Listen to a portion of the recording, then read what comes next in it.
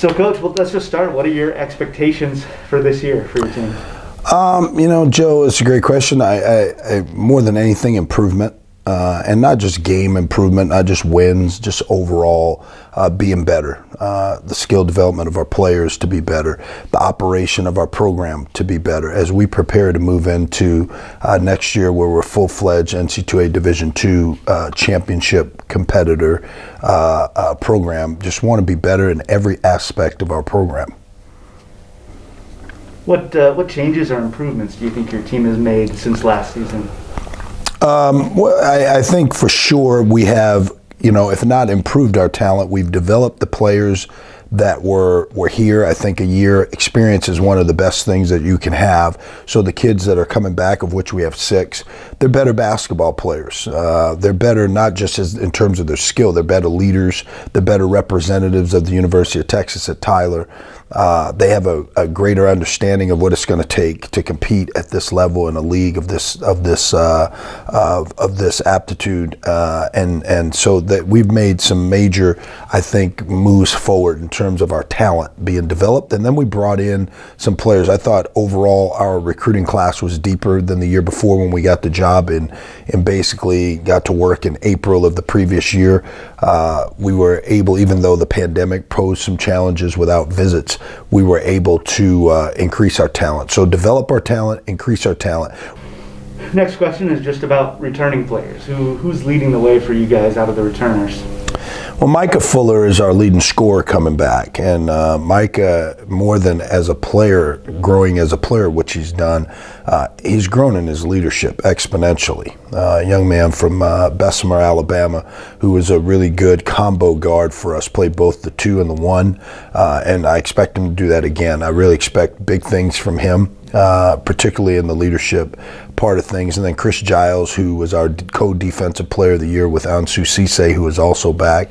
Ansu's battling some injuries right now, but those 2 are our top defenders coming back as our co-defensive players of the year. We get Dejan Weish returns after a knee injury. He went out after 6 games. He was our starting point guard.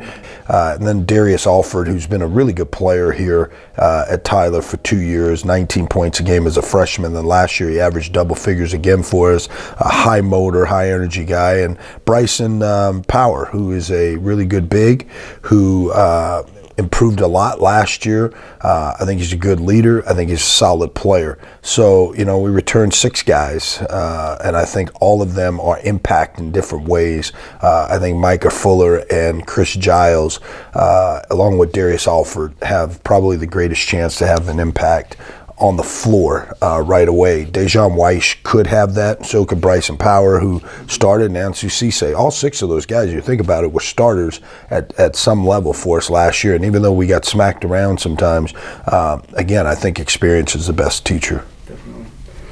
And then newcomers, which ones did you bring in that you're excited about to make an impact for you? Yeah, it's really funny. I'm the worst guy to talk to about newcomers because I'm excited about the guys we bring in. But I've been in this, I'm just a war horse. I've been around for so long that I don't like newcomers very much because you're going through trying to make them better, and and they're going through growing and learning us and learning me and the program, and they never look very good. And then it's really funny, the guys I was really hard on a year ago, the Micahs, the Chris's, the Dariuses, and Bryson and Dejan, those guys, I love those guys because they've gone through a year and they know exactly they're grizzled veterans, right? The newcomers were I was really high on all of them when we signed them. I'm still high on them. I'm really high on them. I think they're talented. We really, we're very fortunate. We signed Deshaun Watkins, who last time he played basketball was at Florida State in the ACC, and then transferred to University of Arkansas Little Rock, hurt his foot. He has sat out for a few years, so it's going to take a while for him to get back, but really, obviously, very talented guard to play at that level. Roche Groupfam, who I was actually part of signing at Utah State before I left Utah State and went to Grand Canyon. Roche was a winner at College of Southern Idaho, where they were in the national championship game, and he blew his knee out, had to sit out a year at Utah State, and then he's played for 2 years on a nationally ranked Division I Mountain West double conference championship team at Utah State. So he comes in, big, strong body. Milan Szabo was at Cochise. We actually beat a Division I school to get him, 6'10", big, athletic, long, Euro big man with good skill. Really excited about him. We had Jalen Davis, who was at Kansas City, Kansas Community College. Big body, good, can shoot the basketball. I think he's going to add a lot. Kansas City, Kansas was a really good team last year. Was in the national tournament at their level.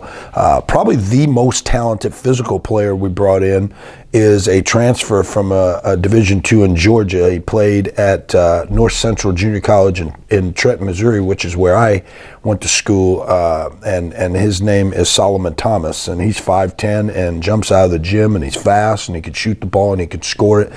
He's a really talented guard. I think helps us. Jackson Edelmeyer is a Division I transfer from Idaho State University. Has battled some injuries in the preseason. We'll see where that goes for him. So we've been able to bring in a lot of guys. I really like Melcon Jones, a little kid out of Houston area. He's a freshman. He's high motor. I think he's got a very bright future as a college basketball player. Again, the recruiting I think was deep. I think we were very fortunate, and I'd be remiss if I didn't mention again. I think our best talent is Solomon Thomas. I think our best basketball player on our team is Emmanuel Gant, and he's a transfer from Western Oregon, which was a top 5 national Division II program. He averaged 13 and 8, and the reason why I think he's the best basketball player is he's a really smart player. He can play multiple positions.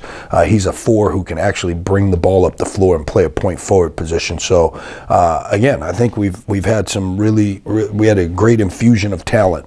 How fast those guys are able to come together in light of all the things we've gone through with COVID, and get integrated into our system and work with our old guys. We'll tell the story and then I've got to not mess them up. But really good, really talented recruiting class. We just got to put all those pieces together. Yeah. Evaluate the Lone Star Conference. What were your impressions from being in it for that first year last year?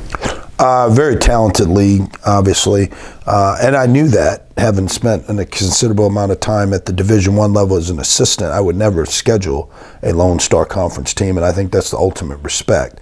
As a Division I, team, I know a lot of Division II coaches get mad you don't schedule them, but it's actually a respect. It's like, no, I'm not. I take a chance in scheduling you and get beat, and I think that was validated by what I saw. But I was also a head coach in the Rocky Mountain Athletic Conference for 5 years, and so I had some awareness of the depth of this league and the quality of the programs, and not at all disappointed in that. Excellent coaches and really, really good teams, particularly the top 6 or 7 teams in the league. They are basically low major Division I talent, Division II programs, and so I will say this.